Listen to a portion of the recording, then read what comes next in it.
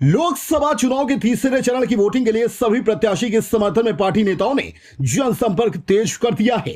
वहीं संभल की गुन्नौर तहसील पहुंचकर अखिलेश यादव ने जनसभा को संबोधित किया। चुनावी सभा में किसानों, मजदूरों, गरीबों, युवाओं को साधने पर अखिलेश यादव का फोकस रहा।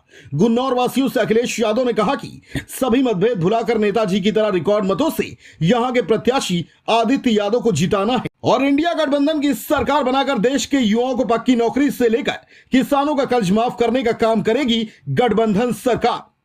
जैसे जैसे तीसरे चरण के मतदान की तिथि नजदीक आती जा रही है, वैसे ही तमाम पार्टियों द्वारा अपने अपने प्रत्याशियों के लिए ताबड़तोड़ सभाएं की जा रही हैं और एक दूसरे पर आरोप प्रत्यारोप लगा रहे हैं और नेता जुबानी तीर भी छोड़ रहे हैं। बता दें कि आज बदायूं लोकसभा और जनपद संभल की तहसील गुन्नौर में पहुंचे समाजवादी पार्टी के मुखिया अखिलेश यादव ने चुनावी सभा में लाखों संख्या देखकर काफी खुश नजर आए और गुन्नौर की जनता से पुराना रिश्ता बताते हुए कहा कि स्वर्गीय पिता मुलायम सिंह यादव का गुन्नौर वासियों से काफी पुराना और गहरा रिश्ता रहा है और जैसे गुन्नौर की जनता ने नेताजी को ऐतिहासिक मत देकर रिकॉर्ड मतों से जीत दिलाई थी, ठीक उसी तरह भाई आदित्य यादव को ऐतिहासिक मत देकर रिकॉर्ड बना देने की अपील की। उन्होंने कहा कि देश में इंडिया गठबंधन की सरकार बनने जा रही है और जैसे ही इंडिया गठबंधन की सरकार बनेगी, वैसे ही सबसे पहला काम किसानों का कर्ज माफी और अग्निवीर को पक्की कर स्थायी कर युवाओं को पक्की नौकरी का काम किया जाएगा। और बीजेपी सरकार ने कोविड की वैक्सीन लगवाकर देश के साथ बहुत बड़ा धोखा किया है और इलेक्टोरल बॉन्ड को लेकर बीजेपी सरकार ने जमकर वसूली की। बीजेपी से देश की जनता इस चुनाव में हिसाब बराबर करेगी। तीसरे चरण के बाद डबल इंजन दिखाई नहीं देगा। इस बार भाजपा का सफाया होने जा रहा है। जनता ने इनका झूठ पकड़ लिया है और मन बना लिया है कि गठबंधन की सरकार बनानी है और संविधान को बचाना है और देश में विकास की गंगा बहानी है। प्रथम टीवी न्यूज इंडिया के लिए जनपद संभल से शहजाद सैफी की रिपोर्ट। हमारा आपका वही रिश्ता है जो नेताजी ने बनाया था, इसलिए हम आपको भरोसा दिलाते हैं कि नेताजी जो विरासत में हम लोग को समाजवादी आंदोलन लेके गए हैं, इस आंदोलन को आपके सहयोग और आशीर्वाद से और ऊंचाई तक पहुंचाने का काम करेंगे। ऐसे बदायूं लोकसभा की सभी विधानसभाएं एक तरफ और गुन्नौर विधानसभा एक तरफ। अगर गुन्नौर की जनता फैसला ले ले और मन बना ले तो बताओ कितने वोटों से आप लोग जिताओगे?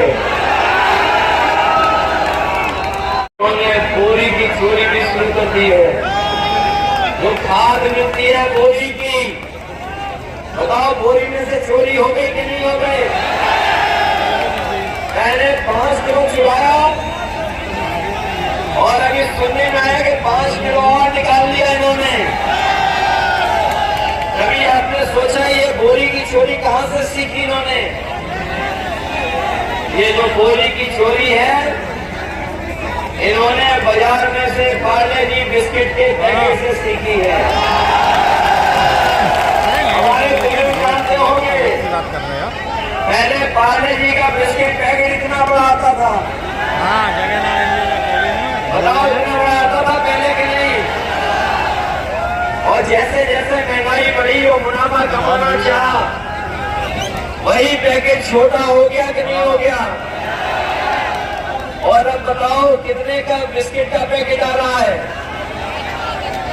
ये लोग बीजेपी वाले सरकार में आ गए तो एक बिस्किट का पैकेट बना देंगे, एक बिस्किट का पैकेट। और आपकी बोरी से जो 10 किलो चोरी की है,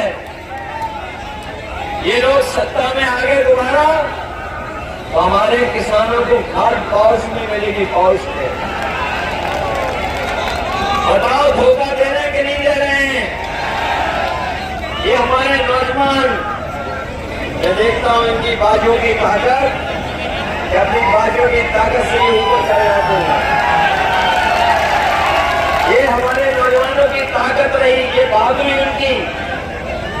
फौज में जाकर के देश की सेवा करना चाहता है, लेकिन इन्होंने फौज की भर्ती को कम कर दिया और फौज की भर्ती को कम तो किया ही किया और अग्निवीर जैसी व्यवस्था भी ले आए। बताओ नौजवानों, अग्निवीर व्यवस्था जो 4 साल की है, हम समाजवादी लोग कभी स्वीकार नहीं कर सकते हैं। हम आपको भरोसा दिला के जा रहे हैं, जब भी सरकार बनेगी समाजवादी पार्टी इंडिया गठबंधन की, हम लोग अग्निवीर व्यवस्था को खत्म कर करके पहले जैसी सरकार लागू करेंगे।